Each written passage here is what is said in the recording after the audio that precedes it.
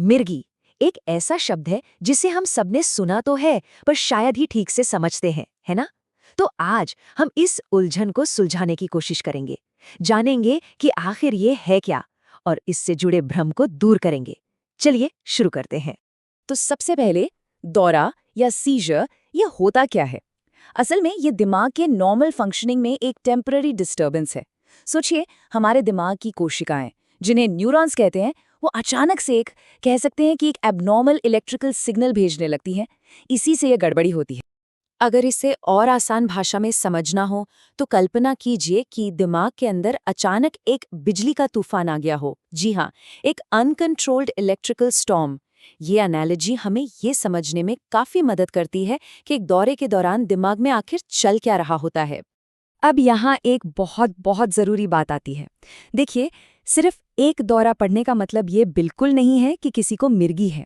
मिर्गी या एपिलेप्सी का डायग्नोसिस तब होता है जब किसी को बार बार दौरे पड़ते हैं, वो भी बिना किसी खास वजह के, जैसे कि तेज बुखार या लो ब्लड शुगर के बिना। ये अपने आप होने वाले दौरे होते हैं। अच्छा, तो दौरा दिखता कैसा है? जब हम ये सोचते हैं तो ज्यादातर हमारे दिमाग में फिल्मों वाले सीन आते हैं ना, लेकिन असलियत इससे कहीं ज्यादा कॉम्प्लेक्स है। हर दौरा एक जैसा नहीं होता। तो चलिए आज दौरों के इसी पूरे स्पेक्ट्रम को समझते हैं। तो दौरों को क्लासिफाई करने का सबसे बेसिक तरीका ये देखना है कि वो दिमाग में शुरू कहाँ से हो रहे हैं। मतलब वो बिजली का तूफान आखिर उठ कहाँ से रहा है।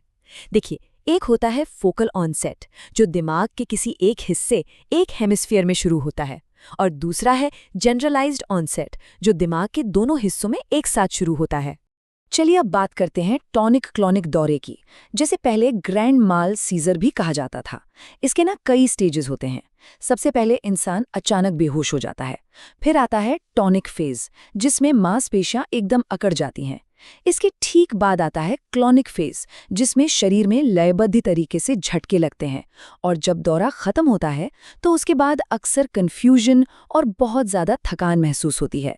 और अब देखिए स्पेक्ट्रम का दूसरा सिरा, ये है एब्सेंट सीजर। इसमें कोई वैसी ड्रामेटिक हरकत नहीं होती, बस कुछ सेकंड्स के लिए चेतना चली जाती है। इंसान बस एकटक घूरता रहता है। कई बार खासकर बच्चों में इसे लोग बस डे ड्रीमिंग समझकर अनदेखा कर देते हैं। तो सवाल ये उठता है कि ये दौरे पड़ते क्यों हैं? आखिर मिर्गी के पीछे की वजहें क्या हो सकती हैं? इन कारणों को समझना डायग्नोसिस और ट्रीटमेंट के लिए पहला और सबसे ज़रूरी कदम है। मिर्गी के पीछे कई कारण हो सकते हैं, जैसे कि सिर में कोई चोट, दिमागी इन्फेक्शन, स्ट्रोक या ब्रेन ट्यूमर। पर जानते हैं सबसे इंटरेस्टिंग बात क्या है? ज़्यादातर मामलों में कारण का पता ही नहीं चलता। इसे इडियोपैथिक कहते हैं, मतलब कारण अज्ञात है। ठीक है, तो अब हमें ये पता है कि मिर्गी क्या है और इसके क्या क्या कारण हो सकते हैं। तो अब बात करते हैं कि डॉक्टर्स इसका पता कैसे लगाते हैं, मतलब वो एक कंफर्म डायग्नोसिस तक कैसे पहुंचते हैं। तो मिर्गी का डायग्नोसिस होता कैसे है? ये सिर्फ किसी को देखकर या लक्षणों के आधार पर नहीं होता। इसके लिए कुछ खास टूल्स की ज़रूरत पड़ती है, जो दिमाग की एक्टिविटी और उसके स्ट्रक्चर दोनों को जांचते हैं। सबसे पहला और सबसे ज़रूरी टूल है ईईजी, यानी इलेक्ट्रोएन्सेफेलोग्राफी। इसे आप दिमाग का ईकेजी समझ सकते हैं। ये मशीन दिमाग से निकलने वाले इलेक्ट्रिकल सिग्नल्स को रिकॉर्ड करती है, और अगर उन सिग्नल्स में कोई एबनॉर्मल पैटर्न या स्पाइक दिखता है तो वो सीजर एक्टिविटी की तरफ इशारा करता है, जिससे डायग्नोसिस कंफर्म करने में मदद मिलती है। दूसरा इंपॉर्टेंट टूल है न्यूरो इमेजिंग, जैसे सीटी स्कैन या एमआरआई। अब देखिए, जहां ईईजी दिमाग के फंक्शन यानी काम करने के तरीके को देखता है, वहीं सीटी या एमआरआई उसके स्ट्रक्चर यानी बनावट को देखते हैं। इन स्कैन से ये पता चल सकता है कि कहीं दिमाग में कोई फिजिकल प्रॉब्लम तो नहीं है, जैसे कोई ट्यूमर, कोई चोट का निशान, जो इन दौरों की वजह बन रहा हो। चलिए, एक बार डायग्नोसिस कंफर्म हो गया तो फिर फोकस आता है मैनेजमेंट पर। अब हम ये देखेंगे कि मिर्गी को मैनेज कैसे किया जाता है और इसके इलाज के लिए आगे का रास्ता क्या है। और अच्छी बात यह है कि कई सारे ऑप्शंस मौजूद हैं।